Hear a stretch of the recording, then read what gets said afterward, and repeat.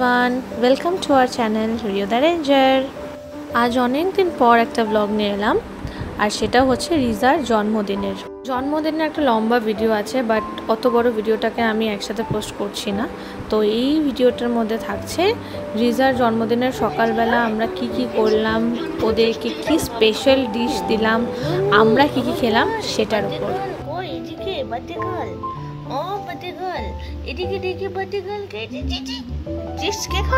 সকালের ব্রেকফাস্টের মেনু ছিল ওটসের চিল্লা, আর সাথে ছিল দুপুরে মাটন বিরিয়ানি, পায়েস, গাজরের হালুয়া, গাজর আর আপেলের একটা হালুয়া, আর বিকেলে ছিল একটা কেক। তো উঠতে দেরি হওয়ার কারণে আমি আর সকালবেলা মাংস আনতে যেতে পারিনি, অনলাইনেই অর্ডার দিয়ে দিয়েছিলাম মাংস।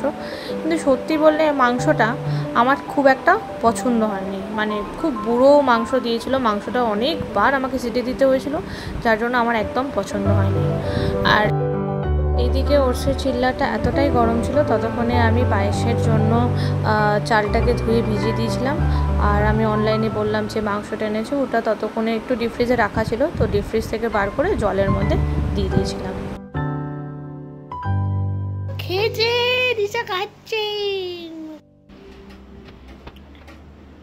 ও নাটুকে পিসি তাড়াতাড়ি খাও।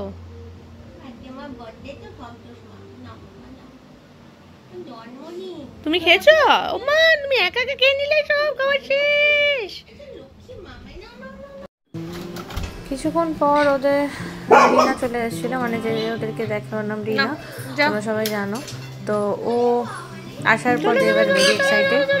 আর রিজার একটা স্বভাবই হচ্ছে আগে গিয়ে ও আসা মানে ওর কোলে উঠবে, আর যেহেতু জন্মদিন ছিল ওটা ওর স্পেশাল ডে, তো ওকে তো কোলে নিতেই হবে।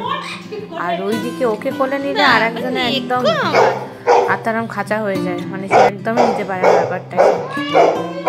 তুই চিৎকার করছিস কিসের জন্য? আরে বাবা, কি মিষ্টি ছবি, কি মিষ্টি ছবি। গলাটা একটু জড়িয়ে ধরো তুমি এরকম। Happy birthday, happy birthday. রিজার বডি ওয়েট একদমই সেম, 29-30 এরকম। তো রিজা যেটা করে সেটা হচ্ছে ও না যখন কোলে ওঠে তখন একটা জাম্প করে, রিও সেটা করে না। মানে ওর কাছে কোলে ওঠাটা মানে ওর কাছে হচ্ছে রিজা কেন উঠেছে, রিজাকে কেন আদর করা, সেটা হচ্ছে ওর একটা হিংসা। সকাল সকাল আলু খাচ্ছি।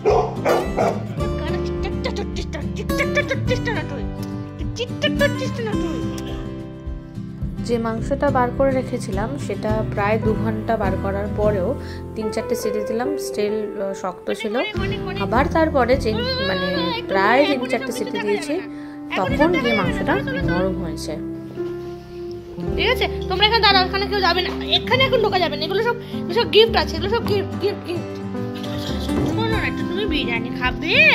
আচ্ছা, কিসের বিরিয়ানি হচ্ছে তুমি জানো? কিসের বিরিয়ানি হচ্ছে? মটন বিরিয়ানি হচ্ছে। মটন খাবি তো? হ্যাঁ, বিরিয়ানি খাবি তো? আজকে রিজা তুই ছাড় পেয়ে গেছিস হাঁটা থেকে? ওই তুই হাঁটা থেকে আজকে ছাড় পেয়ে গেছিস?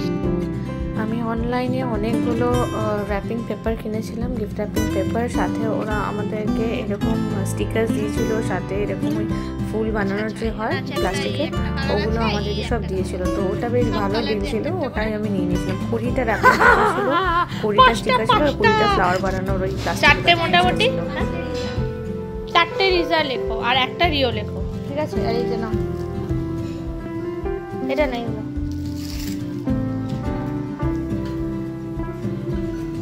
এইদিকে চলো, এদিকে আসো, চলো। আরে শোনো, পেন ধরতে হবে না, তোমাকে পেন ধরতে হবে না, থাক। তোমারও গিফট আছে বাবা। রিজার জন্মদিনের দিন আমরাও বেশ ভালোই খেয়েছি। আমাদের মেনু ছিল তোপসে মাছের ফ্রাই, পোলাও, মাংস, চাটনি, পাঁপড়। রিওদের মাংসটা সিটি দেওয়ার পর ওটাকে দই আর মশলার সাথে মাখিয়ে রেখেছিলাম অনেকক্ষণ। তারপরে ভাতটা একটু সামান্য শক্ত নামিয়েছিলাম। তারপরে মাংসটাকে কষিয়ে ভাতের মধ্যে দিয়ে একটু ভালো করে হালকা করে নেড়ে ছেড়ে একটু দমে রেখেছিলাম, যাতে ভাতটা নরম হয়। মাংসটা নরমই হয়ে গেছিলো অতগুলো সিটির পরে, তো ভাতটার জন্য হালকা করে দমে বসালাম। তুমি এখানে গিফট র্যাপের ওপরের জন্য রিও রিজা লেখা, তুই উঠবি, এখানে সাজিয়ে দিবি একটু। এই রিনাটা প্রত্যেকবার থাকে না, একটু সাজিয়ে দিয়ে আছে 6টার মধ্যে, তাহলে ওকে একটু থাকার মধ্যে করে দেবো। ও অর্ধেক দিন থাকতে পারে না, আগের বছরে সব গুছিয়েছে, থাকতে পারেনি, একটু করে দে। লাইটগুলো একটু শুধু লাগিয়ে দে, হ্যাপি বার্থডেটা লাগিয়ে দে, হয়ে যাবে। বাবা তোমরা বাইরে ঘোরাঘুরি করছো, বাইরে ঘুরি করছো। ওদের এখানে মোটামুটি 7-8টা গিফট র্যাপ হয়ে গেছিলো, মানে 7-8টা গিফট ছিল ওদের দুজনের। আর আমার এদিকের বিরিয়ানি ডান, তো আমি ওদেরকে অলরেডি সার্ভ করে দিয়েছি বিরিয়ানি। তো ওরা খেয়েছে, কিন্তু আমার যেটা একটু সমস্যা মনে হয়েছে ওদের, সেটা হচ্ছে একটু ভাতটা শক্ত ছিল। তো আশা করি পরের বার যখন করবো আর একটু চিমিয়ে দিলে ভাতটা নরম হয়ে যাবে। সেটা না, তো চলো আজকে আলু বুলুকে দিয়ে দাও, যাও। না না চাকরি আমি আজকে আলু বুলুকে না খাও, তুমি লক্ষ্মী ছেলে, কেউ তোমাকে কিচ্ছু বলবে না, মারবে না, চলো খাও। না না আমাকে চাকরি ছেড়ে চলে যেতে হবে, আর কিছুই করার নেই। থাক। তো পায়েসটা আমি সকালে অলরেডি বানিয়ে নিয়েছিলাম, আর সকালে একটুখানি খাওয়ার সাথে সাথে একটু পায়েস দিয়ে জন্মদিনের যেটা সবাই আমাদের মা বাবারা করে সেটাই করেছি। আর বাকি পায়েসটা বিকেলের জন্য রেখে দিয়েছিলাম। তবে একটা কথা বলে রাখি, পায়েসটা কিন্তু দারুণ খেতে হয়েছিল। আমি নিজে একটুখানি টেস্ট করে ফেলেছি, ভীষণ সুন্দর খেতে হয়েছিল। বিকেলে আমরা কীভাবে সেলিব্রেট করলাম সেটার জন্য একটু ওয়েট করতে হবে for the next part. Bye bye.